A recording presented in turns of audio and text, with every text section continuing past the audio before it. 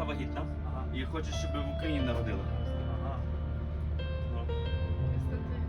Ну і тепер мама плаче, що так, таке рішення важке, але... Рішення важке, але ваша дочка... Може собі Сідайте біля нас.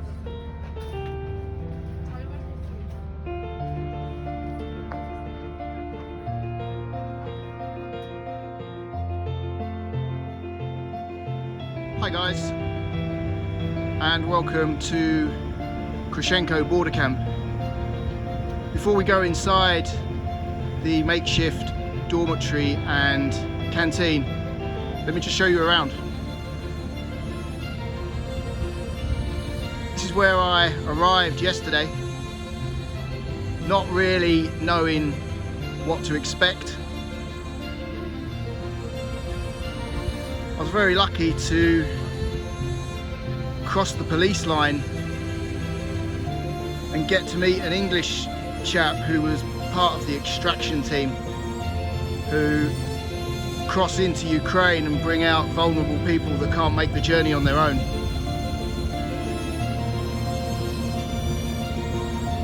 The English guy, whose name I can't mention, also put me in touch with a remarkable individual called David.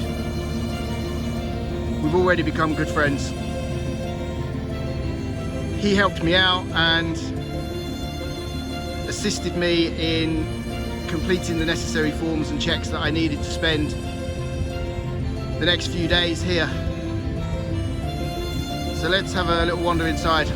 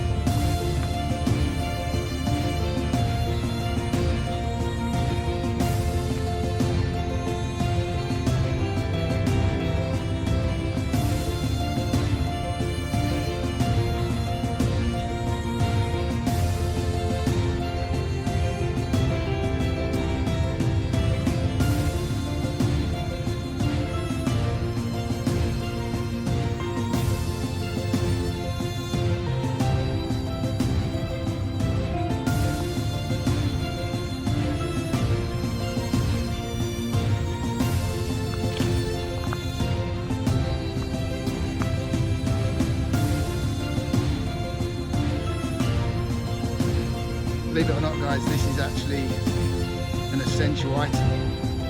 It's a luxury.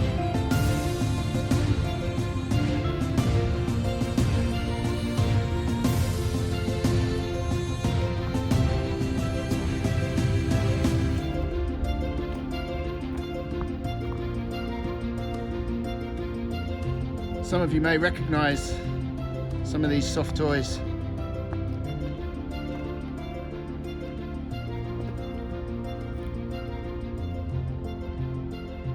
The bear with the flat cap used to belong to my mum.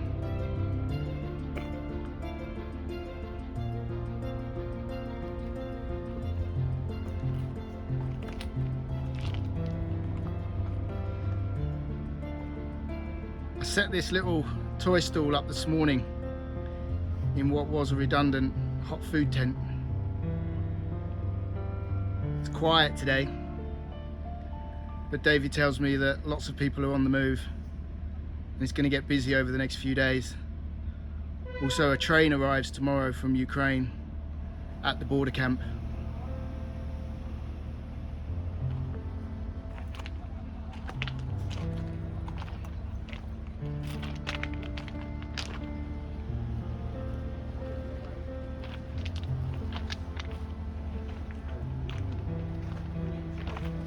Nie, oni to było ich, oni wszystko zabrali. Namiot, kuchnię, wszystko.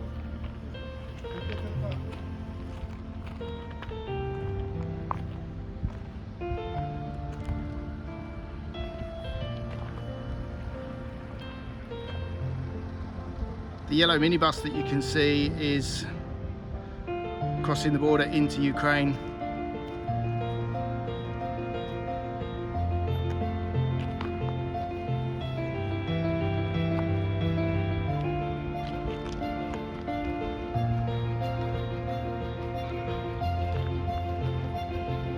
And this is the railway line which leaves Ukraine and enters Poland.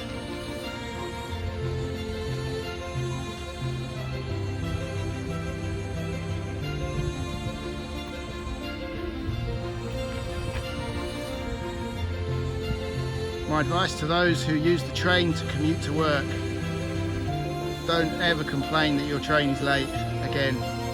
Please. Don't ever complain that your train's late.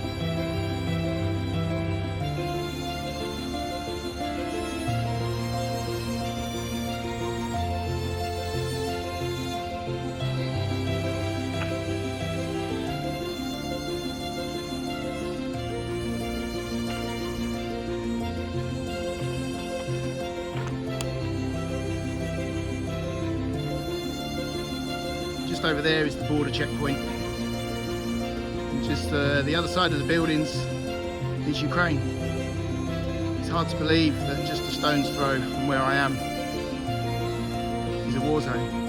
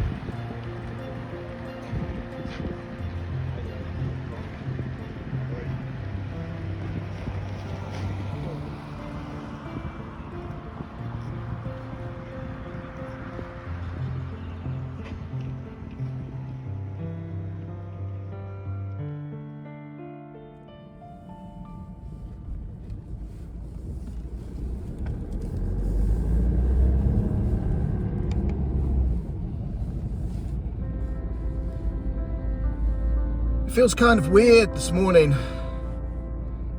I feel like I'm on my way to work. I've only been here a few days now, and I'm staying in a town with a name I can't pronounce, which is just a 10-minute drive from the border checkpoint in Kroscienko. Today's market day. And in this town, it just feels like any other day. Yet 10 minutes up the road, you cross the border into a war zone. Ukraine. And a short drive, once you've crossed the border, is Lviv, where people are starting to flee.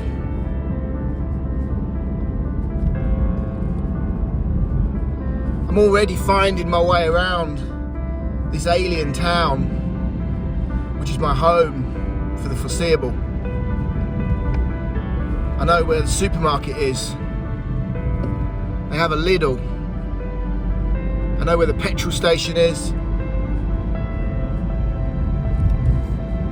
And I know where to get a pizza. You can see in the back of my car, there's still some of the supplies which will be delivered today to a local distribution centre. The essential items, food supplies, water, medication, were delivered on the day I arrived at the checkpoint. And already the items have been put to good use and are onward travelling somewhere. Now, I struggled to sleep last night. I couldn't get to sleep. It was gone midnight. I think it was nearly 1 o'clock before I finally gave in to the mixed emotions, having spent my first day at the Kroscienko border camp. I feel a little bit more emotionally prepared today. I have friends at the camp who fortunately speak pretty good English. Better than my Polish, let's put it that way.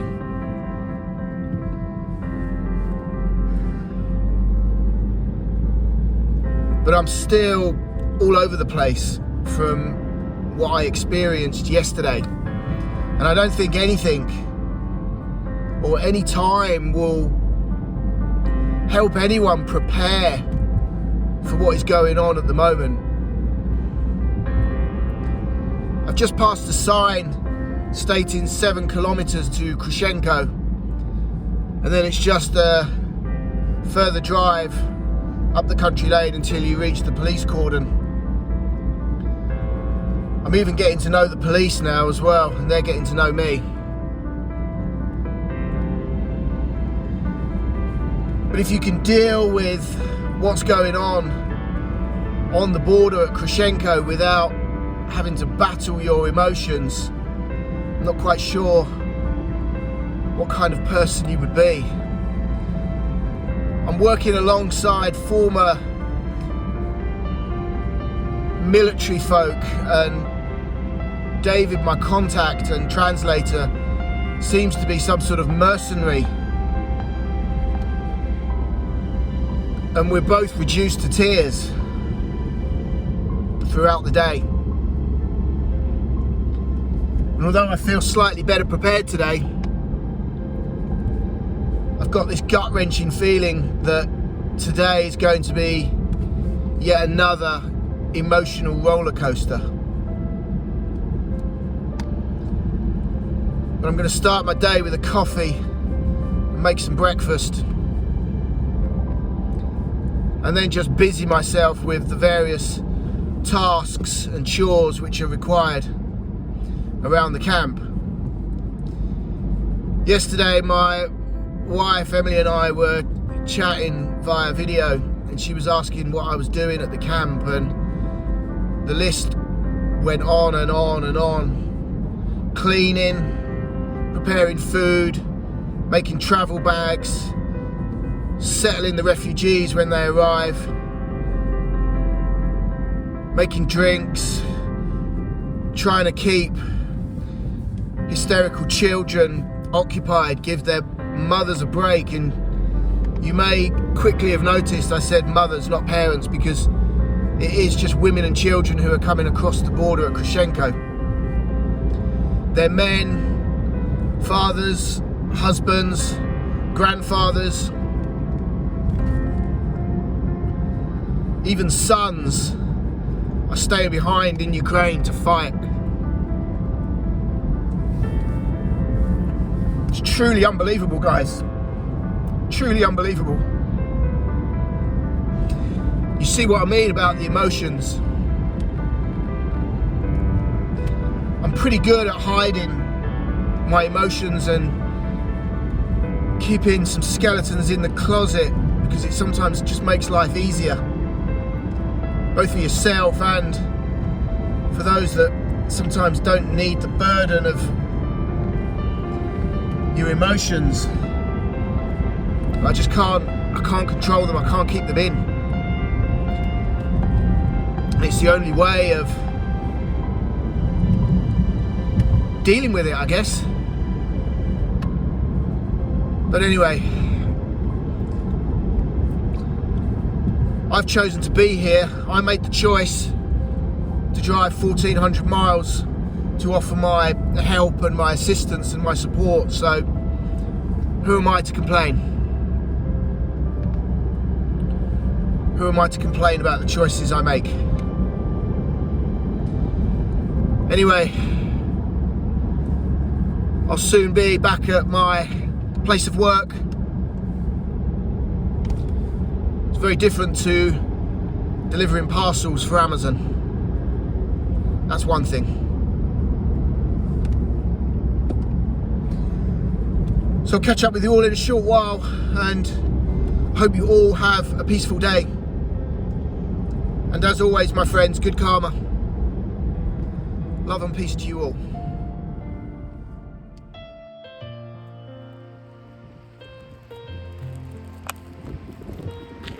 So guys, I've just arrived at the Kroscienko border checkpoint. Have a little look around.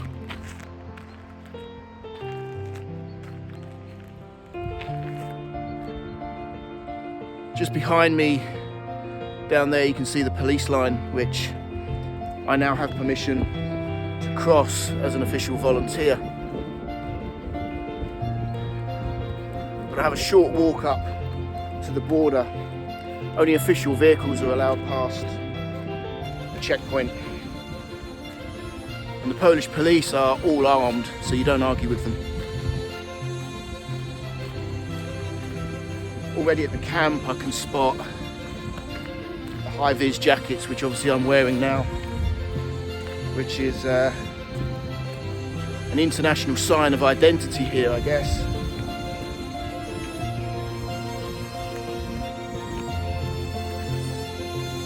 Just behind me is one of the mobile food kitchens. There's nobody there yet. This place is run by volunteers. There's nobody really in charge. It's just like-minded people pulling together. I'll probably have to sign off now, guys, and be a little bit discreet because the atmosphere is quite intense here. There's military and police present all the time. And already police are looking at me, so I'm going to go into the camp now and find David, get myself a coffee, and I'll catch up with you all a little bit later.